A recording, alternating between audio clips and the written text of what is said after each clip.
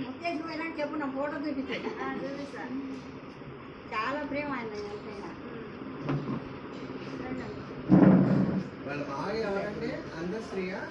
ఆయన పేరు అశోక్ తేజ. సుద్దాల అశోక్ తేజ.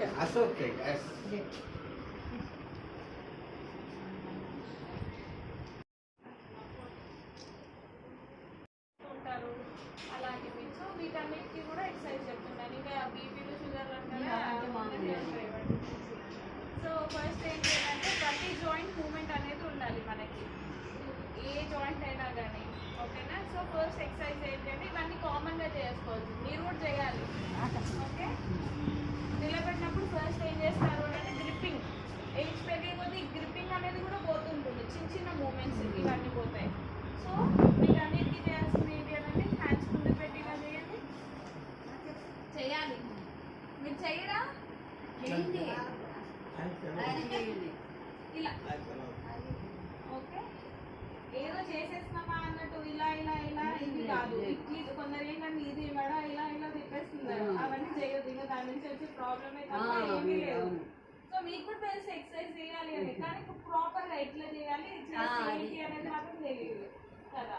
సో అందుకని ఫస్ట్ చేతులకు ఎలా చేయాలో చూస్తున్నారు. ఇలా ముందు పెట్టి ఇలా ఓపెన్, ఓకే, ఇలా ఒక 10 times అయినా చేయొచ్చు. దాని తర్వాత బ్రిస్ట్ 1 చేయాలి. మీరు చేయరా? ఇలా ముందుకి వెనక్కి. ఓకే, నెక్స్ట్ మోర్ చేయమన్నారు. 1 కింది వరకు రావాలి, ఏదో ఇలా ఇలా ఇలా కాదు, ఇక్కడ నుంచి కిందికి. ఓకే, 2 3 4. నెక్స్ట్ ఇలా. ఓకే, ఇవన్నీ మీరు బెడ్ మీద ఉండి చేసుకోవచ్చు, కూర్చొనైనా చేసుకోవచ్చు, పడుకునైనా, ఎలా అయినా నిలబడైనా చేసుకోవచ్చు కదా. నెక్స్ట్ చెయ్యి. కొందరికి ఏంటి అంటే ఇంకా ఈ షుగర్ నుంచి దాని నుంచి ఏంటి అంటే ఈ భుజం టైట్నెస్ చాలా మందికి రాదు, పైకి అని ఇలా లేపుతారు కదా. ఇప్పుడు కొందరికి వీటన్నిటి కూడా మూమెంట్స్ ఏం చేస్తారు అని అంటే ప్రాపర్గా పై వరకు తీసుకెళ్ళాలి. కొందరు ఎలా చేస్తుంటారంటే ఇట్లా ఇవన్నీ వాడేసుకుంటారు, అవన్నీ అలా కాదు. ప్రాపర్గా పడుకోనైనా స్ట్రైట్గా పైకి స్లోగా కిందికి తీసుకొని రావాలి. పైకి ఎలా వెళ్తుందో కింది కూడా అలానే రావాలి, అప్పుడే మీకు ప్రాపర్గా మూమెంట్ అనేది అవుతుందండి. ఇదొక మూమెంట్ చేయొచ్చు భుజానికి. నెక్స్ట్ సైడ్కి మూమెంట్స్ ఇలా పై దాకా. ఓకే, రెండు కూడా చేయొచ్చు. ఇలా పై దాకా తీసుకెళ్ళి రావచ్చు. ఓకే, నెక్స్ట్ ఇలా పెట్టి ఇది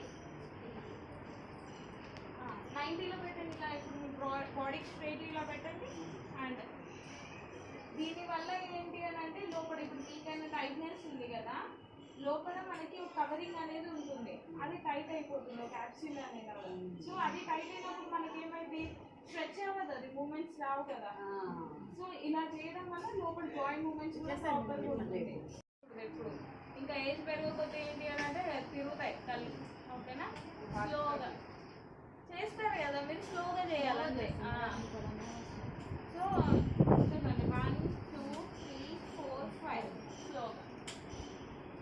ఓకే, నెక్స్ట్ బ్యాక్ కూడా 1 2 3 4 5 మళ్ళీ నార్మల్గా వచ్చేసేయాలి.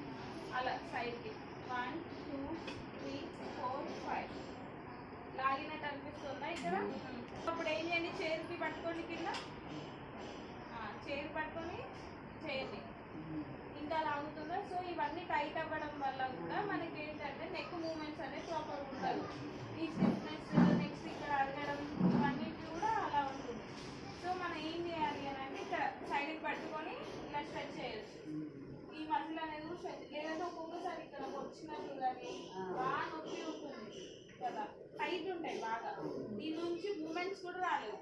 ఇప్పుడు మీరంతా బాగానే ఉన్నారు, ఇప్పుడు టైట్ అయిపోతే ఏంటి, డ్రెస్సెస్ శారీ కట్టుకోవడానికి కాదు, షర్ట్ బటన్స్ పెట్టుకోవడానికి కాదు, ఇవన్నీ ఇబ్బందులు ఉంటాయి. సో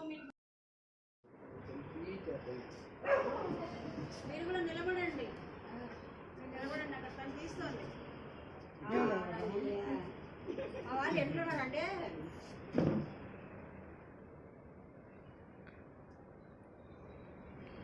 అందరూ ఓకే ఇప్పుడు ప్రాపర్